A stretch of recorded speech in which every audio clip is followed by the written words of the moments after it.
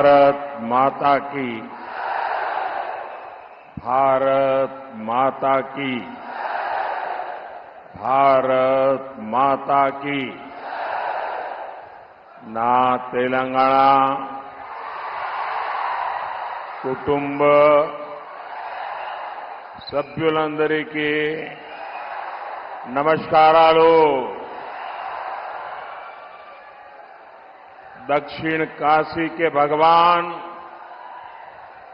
राज राजेश्वर के चरणों में मेरा प्रणाम। आप सभी लोग अपना समय निकालकर मुझे आशीर्वाद देने आए हैं। मैं अभिभूत हूं, मैं सौभाग्यशाली हूं। मैं हृदय से आपका बहुत बहुत आभारी हूं। साथियों, कल देश में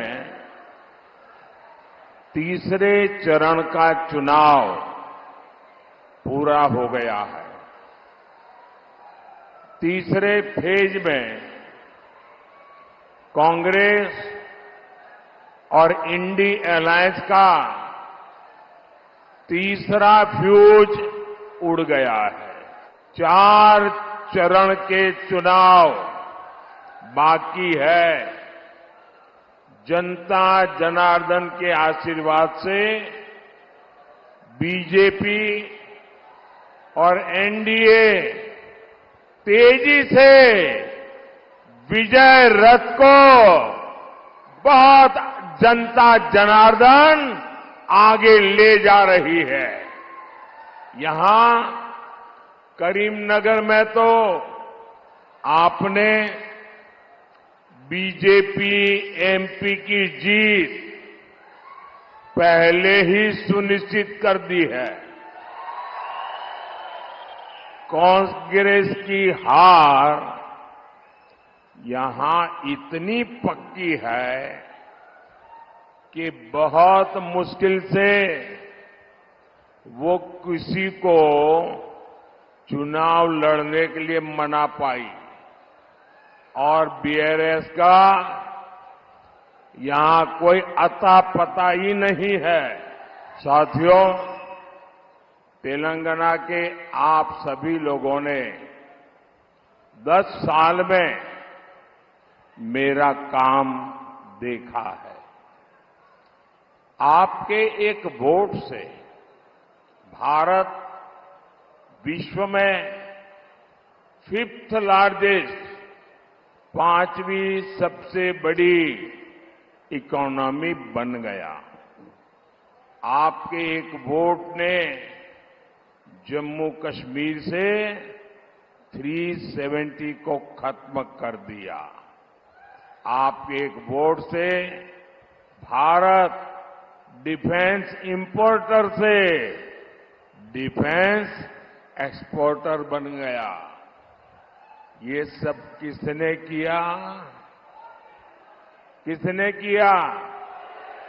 किसने किया? किसने किया? किसने किया? मोदी ने नहीं किया, ये आपके एक वोट ने किया है। ये आपकी वोट की ताकत है। इसके कारण देश में ये सब कुछ हो पा रहा है। मैंने बहुत साल तक गुजरात में काम किया है। सारे चुनाव मैं वहां जीत जाता था। लेकिन गुजरात में भी अगर मोदी को सुबह 10 बजे इतनी बड़ी रैली करनी है तो मैं कभी नहीं कर पाता था। आज आपने इतनी बड़ी रैली, और मैं देख रहा हूं आपने जो मैदान तय किया है उससे बाहर भी और अभी भी लोग आ रहे हैं। सुबह 10 बजे इतनी बड़ी रैली मैं गुजरात में भी नहीं कर सकता हूं। मैं आपको सौ सौ सलाम करता हूं। आपने इतना बड़ा प्यार और आशीर्वाद दिया है। भाइयों बहनों, भारत में तेलंगाना में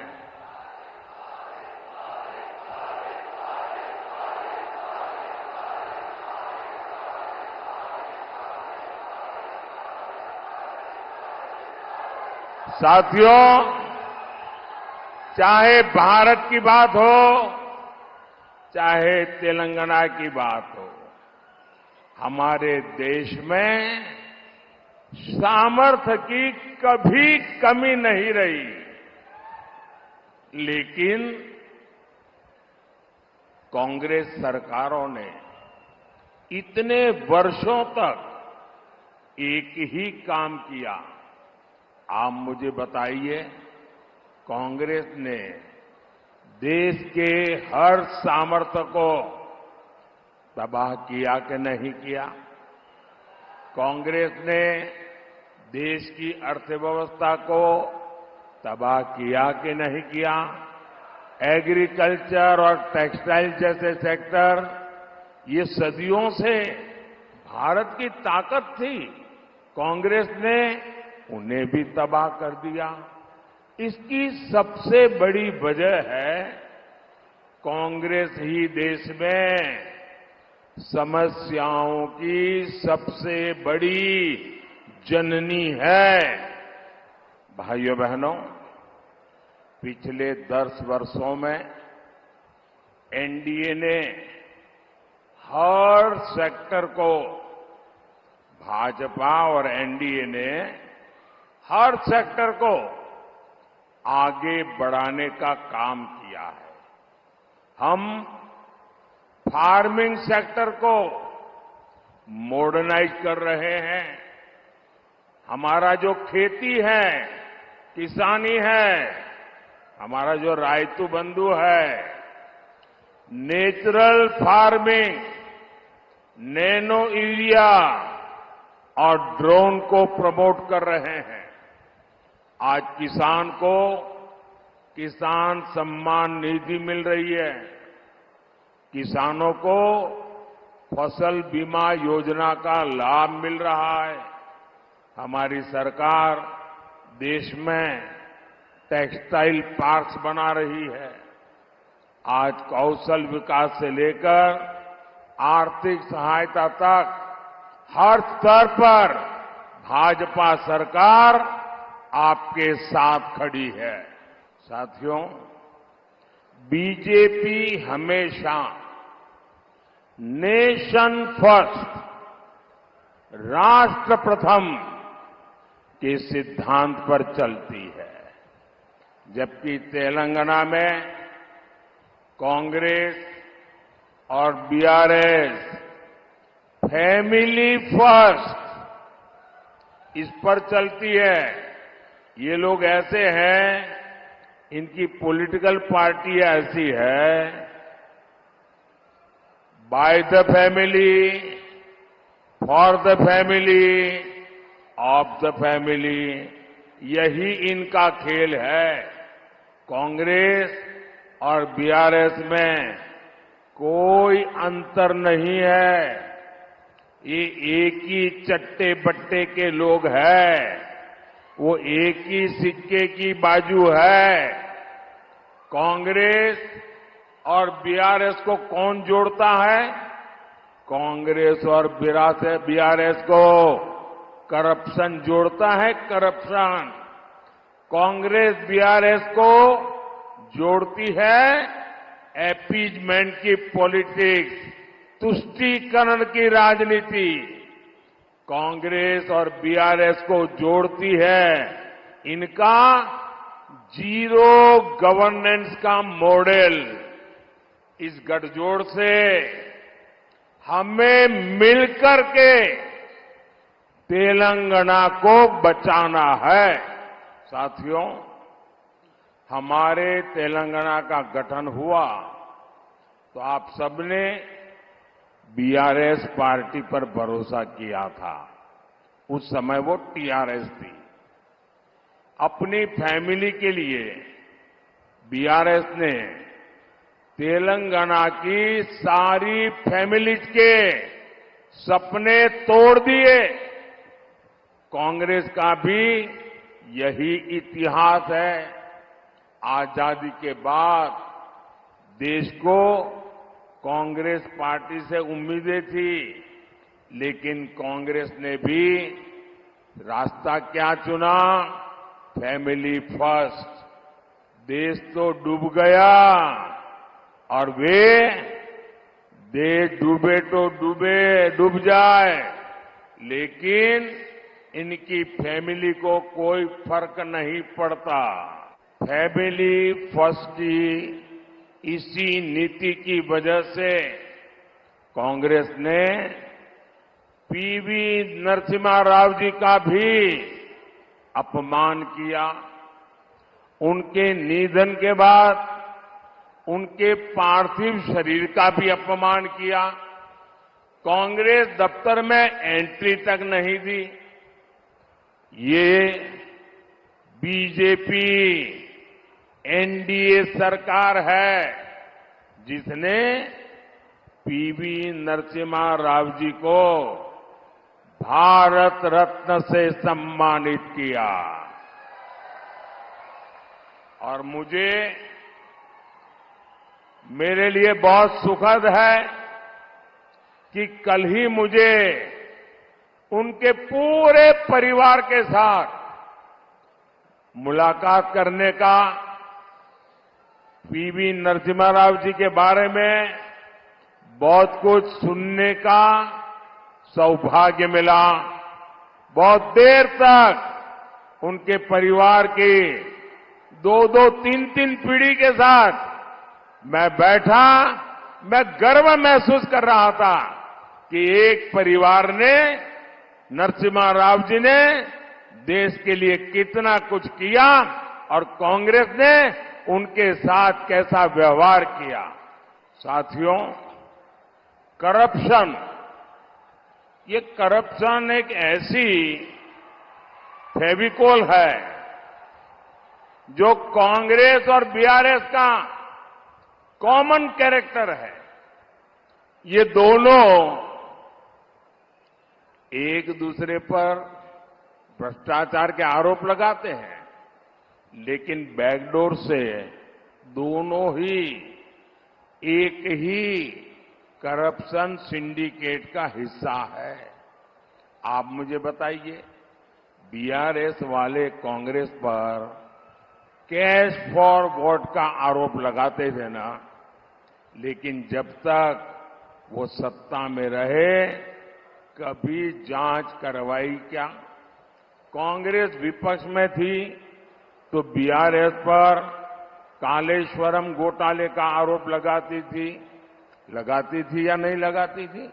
ये आए दिन हंगामा भी करते थे, लेकिन इतने दिन से तेलंगाना में कांग्रेस सरकार है, इन्होंने कालेश्वरम घोटाले की कोई जांच अभी तक नहीं करवाई, क्योंकि दोनों एक ही करप्शन सिंडिकेट का हिस्सा है। साथियों, इन दिनों तेलंगाना से लेकर दिल्ली तक डबल आर टैक्स की बहुत चर्चा हो रही है। ये डबल आर टैक्स माने आज तो तेलंगाना का बच्चा बच्चा जानता है। इसके पहले तेलुगु भाषा में ट्रिपल आर फिल्म आई थी। मुझे लोगों ने बताया कि डबल आर ने मिलकर के कलेक्शन में ट्रिपल आर को भी पीछे छोड़ दिया है। आप जानते हैं ना ट्रिपल आर का कितना कलेक्शन था? कहते हैं 1000 करोड़ से ज्यादा लाइफ टाइम कलेक्शन, कहने वाले कहते हैं इतना तो डबल आर टैक्स का सिर्फ कुछ दिन का कलेक्शन होता है। ऐसी लूट मचा रखी है इन्होंने। ये डबल आर, एक आर तेलंगाना को लूटता है और लूट करके दिल्ली में दूसरे आर को देता है। ये डबल आर का खेल तेलंगाना को देखते ही देखते तबाह कर देगा। साथियों, आपने देखा होगा ये कांग्रेस के शहजादे पिछले 5 साल से सुबह उठते ही माला जपना शुरू करते थे। जब से उनका राफेल वाला मामला ग्राउंडेड हो गया, तब से उन्होंने एक नई माला जपना शुरू किया। 5 साल से एक ही माला जपते थे। 5 उद्योगपति, 5 उद्योगपति, 5 उद्योगपति। फिर धीरे धीरे कहने लगे अंबानी अडानी, अंबानी अडानी, अंबानी अडानी। 5 साल से। लेकिन जब से चुनाव घोषित हुआ है, इन्होंने अंबानी अडानी को गाली देना बंद कर दिया। मैं आज तेलंगाना की धरती से पूछना चाहता हूं, जरा ये शहजादे घोषित करें कि इस चुनाव में ये अंबानी अडानी से कितना माल उठाया है, काले धन के कितने बोरे भर करके रुपये मारे हैं, क्या टेम्पो भर करके नोटे कांग्रेस के लिए पहुंची है, क्या सौदा हुआ है। आपने रातों रात अंबानी अडानी इनको गाली देना बंद कर दिया। जरूर दाल में कुछ काला है। 5 साल तक अंबानी अडानी को गाली दी और रातों रात गालियां बंद हो गई। मतलब कोई न कोई चोरी का माल टेम्पो भर भर करके आपने पाया है। मित्तलारा, ये जवाब देना पड़ेगा देश को। साथियों, कांग्रेस और बीआरएस के बीच जो अपीजमेंट का बॉन्ड है वो बहुत मजबूत है। इतने वर्षों से इन दोनों ने जैसे हैदराबाद को एमआईएम को लीज पर दे रखा था, पहली बार किसी ने एमआईएम को चुनौती दी तो बीजेपी ने दी। बीजेपी की चुनौती से एमआईएम तो घबराई हुई है, उससे ज्यादा कांग्रेस और बीआरएस घबराए हुए हैं। हैदराबाद में दोनों पार्टियां एमआईएम को जितवाने में लगी है, दोनों उनको साथ दे रही है। कांग्रेस पार्टी के तुष्टीकरण की कीमत सबसे ज्यादा एससी, एसटी और बीसी समाज को चुकानी पड़ती है। अब कांग्रेस फिर एक बार इस समाज के खिलाफ षड्यंत्र कर रही है। बाबा साहब आंबेडकर ने आरक्षण दिया, आरक्षण का अधिकार दिया, संविधान के तहत दिया। हमारा संविधान भी रिलीजन के आधार पर, संप्रदाय के आधार पर रिजर्वेशन के खिलाफ है।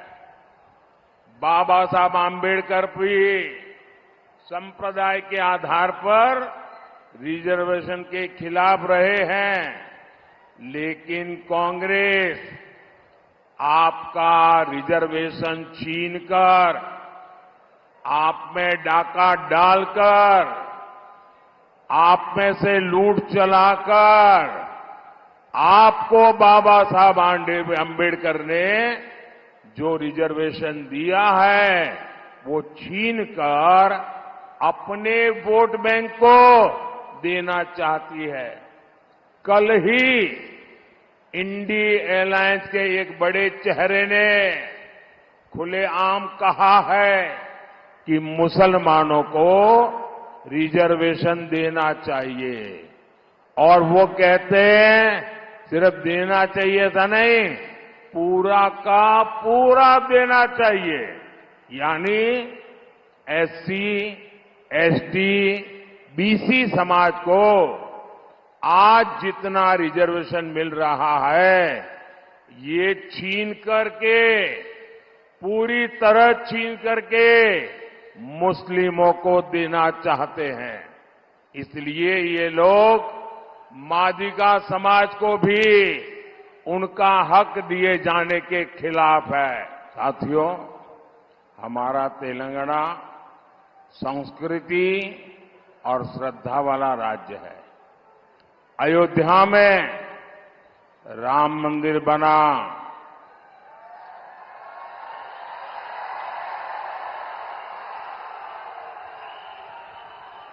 अयोध्या में राम मंदिर बना, उसके स्तंभ और दरवाजे के लिए जो जरूरी चीजें थी वो हमारे तेलंगाना के लोगों ने भेजी है। वो दरवाजे आज मंदिर की शोभा बढ़ा रहे हैं।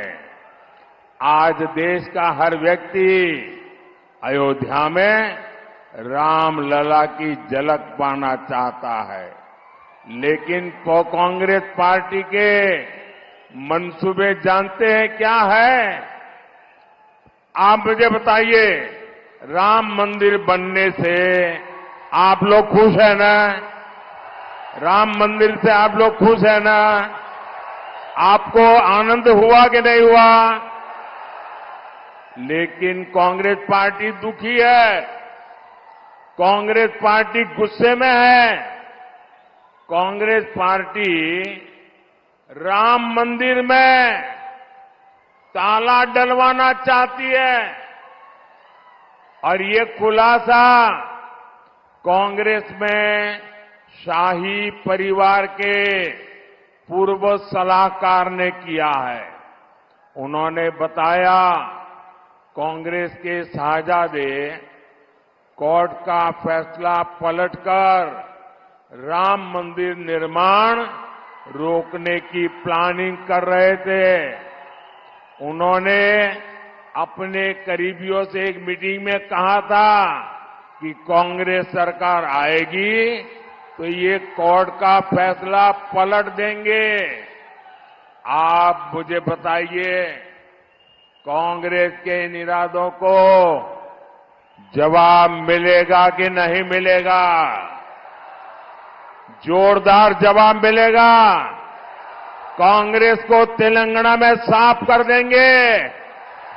राम मंदिर की रक्षा करने के लिए क्या तेलंगाना कांग्रेस को साफ करेगी? उन्होंने, उनके साथी ने कहा है कि राम मंदिर का निर्णय उलटने वाले हैं, क्या उलटने देंगे? क्यों? आने वाली 13 मई कांग्रेस बीआरएस के पापों का हिसाब लेना है। करीमनगर से बंडी संजय कुमार, पेद्दापल्ली से गोमासा श्रीनिवास और आदिलाबाद से गोडम नागेश, ये मेरे 3 साथी आप इनको जिताकर दिल्ली में मेरी मदद कीजिए। ये दिल्ली आएंगे तो मोदी को मजबूत करेंगे और आप जब इनको एक वोट देंगे ना तो वोट सीधा सीधा मोदी को जाएगा। आप ये तीनों कमल भेजेंगे, मुझे जवाब दीजिए, आप ये तीनों कमल भेजेंगे, मतदान ज्यादा से ज्यादा कराएंगे, पहले के सारे रिकॉर्ड तोड़ेंगे, हर पोलिंग बूथ जीतेंगे, भाजपा को संपूर्ण विजय दिलाएंगे। अच्छा, मेरा एक और काम करेंगे, मेरा पर्सनल काम है, करेंगे। देखिए, घर घर जाना, ज्यादा से ज्यादा लोगों को मिलना और घर में जाकर के बताना मोदी करीमनगर आए थे, उनको बताना मोदी करीमनगर आए थे और मोदी ने उन्हें नमस्कारम बोला है। मेरा नमस्कारम पहुंचा दोगे? हर घर में मेरा नमस्कार पहुंचा दोगे? हर बुजुर्ग को मेरा नमस्कारम कहोगे? हर माता को मेरा नमस्कारम कहोगे? बोलिए भारत माता की, भारत माता की, भारत माता की। बहुत बहुत धन्यवाद।